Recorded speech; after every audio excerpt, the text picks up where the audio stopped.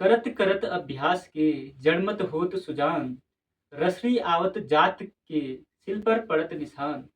अर्थात कहने का मतलब ये है कि रस्सी के बार बार कठोर पत्थर पर घिसने के कारण कठोर पत्थर पर निशान पड़ जाते हैं। उसी प्रकार एक मध्यम वर्गीय बालक बार बार अभ्यास करके एक विद्वानों की श्रेणी में आ जाता है।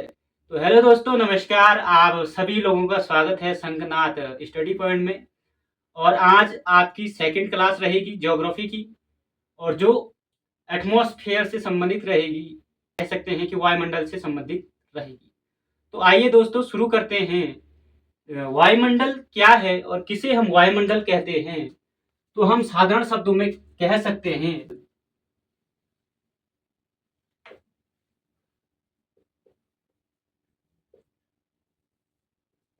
हमारी पृथ्वी का बाह्य आवरण है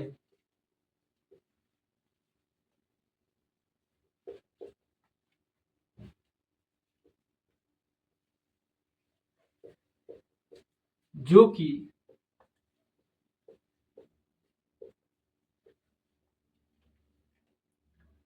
गैस,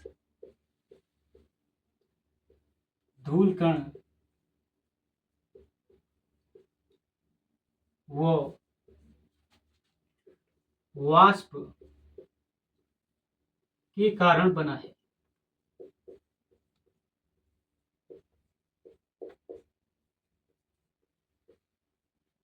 और गुरुत्वाकर्षण बल के कारण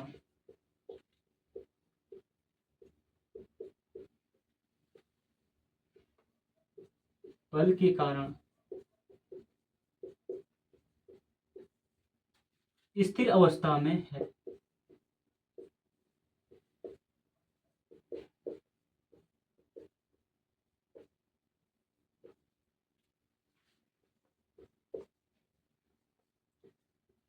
तो दोस्तों, हम कह सकते हैं कि ये हमारी पृथ्वी है,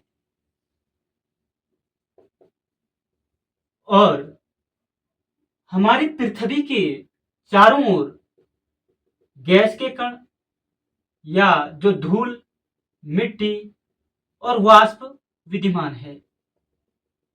और ये जो विद्यमान हैं, तो ये गुरुत्वाकर्षण बल के कारण टिके हुए हैं। इसी को ही हम वायुमंडल कहते हैं। अगर दोस्तों मैं बात करूं हमारी पृथ्वी की, हमारी पृथ्वी से हम 100 किलोमीटर की ऊंचाई पर जाते हैं, तो इस ऊंचाई को हम करमन रेखा के नाम से जानते हैं। और इस करमन रेखा के बाद हमारा जो अंतरिक्ष है शुरू हो जाता है।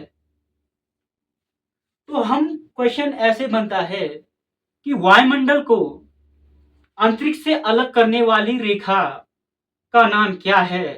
तो उसका नाम है करमन रेखा।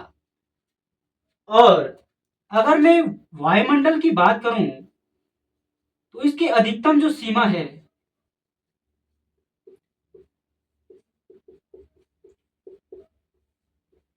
10,000 किलोमीटर होती है। तो दोस्तों, ये आपने वायुमंडल के बारे में थोड़ा बहुत जान लिया होगा।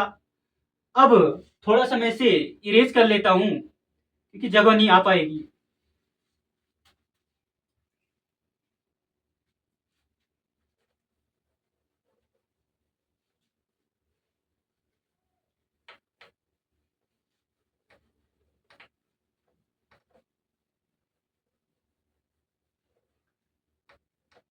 और दूसरी बात मैं करूं, तो वायुमंडल की क्या क्या एडवांटेज हैं?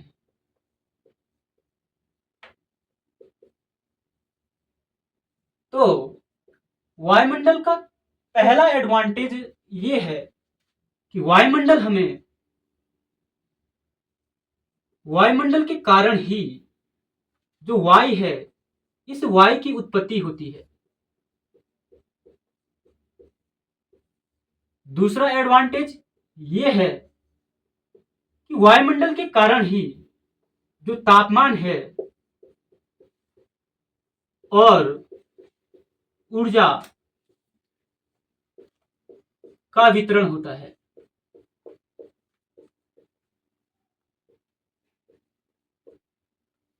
तीसरा एडवांटेज ये है कि जो जल है उसका संचरण होता है और वायुमंडल ही हमें हानिकारक किरणों से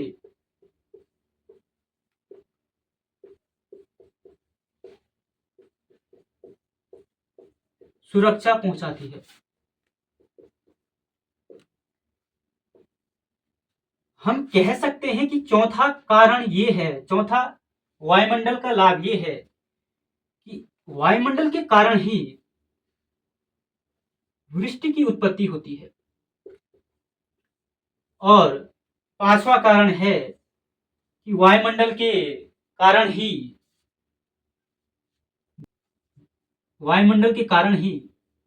दृश्यता हम एक दूसरे को देख सकते हैं। अगर वायुमंडल नहीं होगा तो हम किसी को भी, पृथ्वी जो होगी उसमें अंधेरा छा जाएगा। वायुमंडल के कारण ही विजिबिलिटी हमें देखने को मिलती है और इन कारणों से ही जीवन की पॉसिबिलिटी है।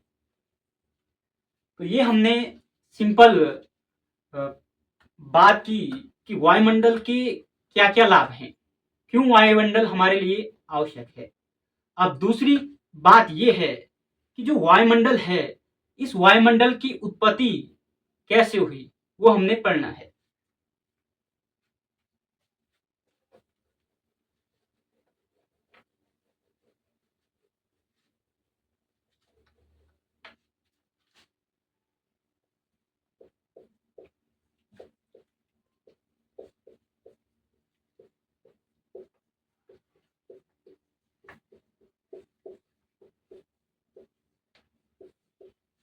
तो कहें तो जो हमारी पृथ्वी थी, ये प्रारंभिक अवस्था में आग का गोला थी, आग का गोला थी।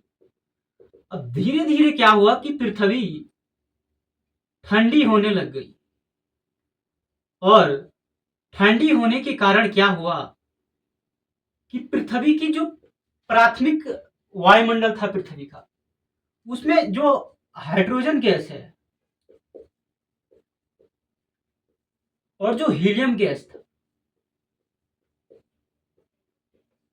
पृथ्वी के ठंडे होने के कारण इन दो गैसों में मूवमेंट हुआ।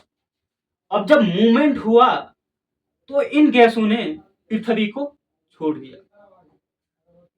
दूसरी अवस्था में यह हुआ कि जो पृथ्वी जब धीरे धीरे ठंडी हो रही थी तो इसका जो बाहरी परत था, ये बाहरी परत हार्ड होने बढ़ गया और जब ये हार्ड होने बढ़ गया तो हुआ ऐसा कि जो पृथ्वी में जो शेष ऊर्जा बची थी, ये शेष ऊर्जा अचानक से पृथ्वी से बाहर की ओर रिलीज होने बढ़ गई और इस रिलीज होने की प्रक्रिया को ही ज्वालामुखी उद्गार कहते हैं।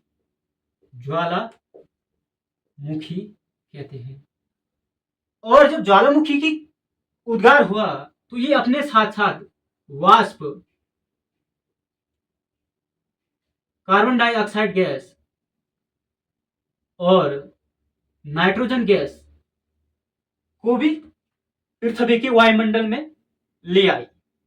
तो एक चक्कर हम इस इतने तक आपने समझ लिया होगा, इसको लिख लेते हैं तब ये ज्यादा समझ में आ जाएगा, ऐसे कर पता नहीं चलेगा। तो सबसे पहले मैंने बोला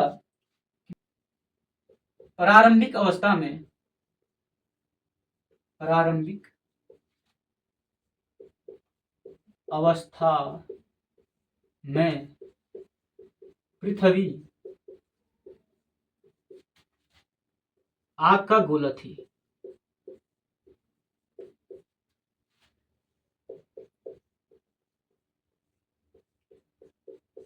और धीरे धीरे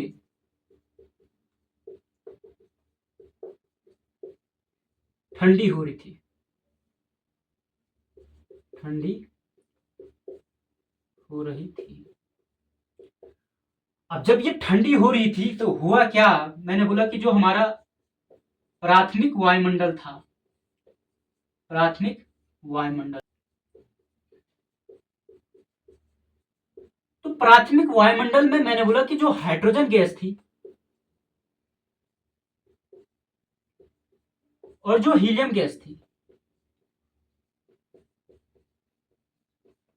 पृथ्वी के ठंडे होने के कारण इन दो गैसों ने क्या किया कि पृथ्वी को ठंडे होने के कारण इन दो गैसों में मूवमेंट हुआ, टकराव हुआ, जिस कारण इन गैसों ने क्या किया, पृथ्वी को छोड़ दिया, छोड़ दिया। पहली घटना तो आपको सिंपल इतनी याद रखनी है कि पूछा जाएगा कि प्रारंभिक अवस्था में पृथ्वी में कौन सी गैसें विद्यमान थी, तो वो थी हीलियम और हाइड्रोजन। उसके बाद दूसरी घटना ये हुई, दूसरी घटना ये हुई,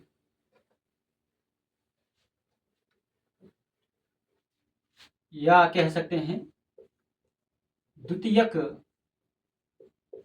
वायुमंडल। द्वितीयक वायुमंडल की घटना में यह हुआ कि ज्वालामुखी की क्रिया हुई, ज्वालामुखी, ज्वालामुखी की क्रिया हुई। ज्वालामुखी की क्रिया क्यों हुई? पृथ्वी की जो बाहरी परत थी, मैंने कहा कि वो कठोर हो गई, जिस कारण पृथ्वी के अंदर कह सकते हैं कि दाब बना, और वो बाहर की ओर जो ऊर्जा थी वो संचरण, बाहर की ओर उसका संचरण हुआ। अरे कह सकते हैं कि जिस प्रकार हमारी केतली है, तो केतली को जब हम उमालते हैं तो जब ज्यादा ही हीट उबल जाता है तो वो जो ढक्कन है वो अपने आप ही बाहर निकल जाता है। तो वैसे ही यहां पर ये घटना हुई। जब ये घटना हुई तो उसे ज्वालामुखी की क्रिया कही, ज्वालामुखी उद्गार कहा गया। अब जब ज्वालामुखी की क्रिया हुई तो ये अपने साथ वाष्प को, कार्बन डाइऑक्साइड गैस को और नाइट्रोजन गैस को, नाइट्रोजन गैस, पृथ्वी के वायुमंडल में इन गैसों का इसने संचरण किया। और उसके बाद की घटना यह हुई कि जब वाष्प, गर्म वाष्प वायुमंडल में इसने प्रवेश किया होगा तो इसका जो टेम्परेचर हाई था वो टेम्परेचर वायुमंडल में आने के कारण लो हो गया। लो होने के कारण क्या हुआ, संघनन की क्रिया हुई। और संघनन की क्रिया होने के बाद क्या हुआ, जो हमारी पृथ्वी से ऐसे कर जो ज्वालामुखी उद्गार हुए थे, तो ज्वालामुखी उद्गार से जो गड्ढे उत्पन्न हुए थे, इन गड्ढों को कहा गया क्रेटर, क्रेटर। ये गड्ढे इधर ऊपर नहीं आ रहा होगा, इन गड्ढों को कहा गया क्रेटर। और जब संघनन की क्रिया हुई तो क्या हुआ, बादल बने। बादल बनेंगे तो बारिश होगी, वर्षा हुई। वर्षा होने के कारण क्या हुआ कि जो ये क्रेटर थे ये भर गए, ये भर गए, पानी से भर गए। इनके साथ साथ जो वायुमंडल में नाइट्रोजन गैस थी, जो कार्बन डाइऑक्साइड की गैस थी, वो भी घुल गई। और घुलने के साथ वो क्रेटर में जमा हो गए। क्रेटर में जमा होने के साथ क्या हुआ, उसके बाद जो नील हरित शैवाल है, नील हरित शैवाल, इसकी उत्पत्ति हुई, या कह सकते हैं साइनोबैक्टीरिया की उत्पत्ति हुई। जी, ये जो नील हरित शैवाल है ये पृथ्वी पर उत्पन्न पहला जीव है जिसकी उत्पत्ति हुई थी। तो ये क्या है, पृथ्वी पर तो प्रथम जीव है। अरे समझ में आ गया। उसने बोलेगा कि पृथ्वी पर सबसे पहले किस जीव की उत्पत्ति हुई थी, तो नीलहरित शैवाल की उत्पत्ति हुई थी या साइनोबैक्टीरिया की उत्पत्ति हुई थी। उसके बाद क्या हुआ, इसको मैं थोड़ा सा इरेज कर लेता हूं, इधर ही लिख लेता हूं। हुआ ये कि इन नीलहरित शैवालों ने प्रकाश संश्लेषण की क्रिया में, प्रकाश संश्लेषण क्रिया में ऑक्सीजन गैस को प्रोड्यूस किया, ऑक्सीजन गैस को प्रोड्यूस किया, या कह सकते हैं साधारण भाषा में कि ऑक्सीजन गैस का निर्माण किया। कैसे किया? अरे जो पेड़ पौधे होते हैं वो क्या करते हैं कि सूर्य की जो किरणें आती है उनको एब्जॉर्ब करते हैं और उससे भोजन बनाते हैं। फिर ये क्या करते हैं कि जो ऑक्सीजन गैस है उसके बाद उस ऑक्सीजन गैस को छोड़ते हैं, और इस क्रिया से ही, और इस क्रिया को हम जैविक क्रिया के नाम से जानते हैं। तो ऑक्सीजन गैस का जो निर्माण हुआ है पृथ्वी पर वो जैविक क्रिया द्वारा हुआ है। जब नीलहरित शैवालों ने प्रकाश संश्लेषण की क्रिया में प्रकाश को अवशोषित किया और उसके बाद ऑक्सीजन गैस को प्रोड्यूस किया। तो दोस्तों आज के लिए इतना काफी है।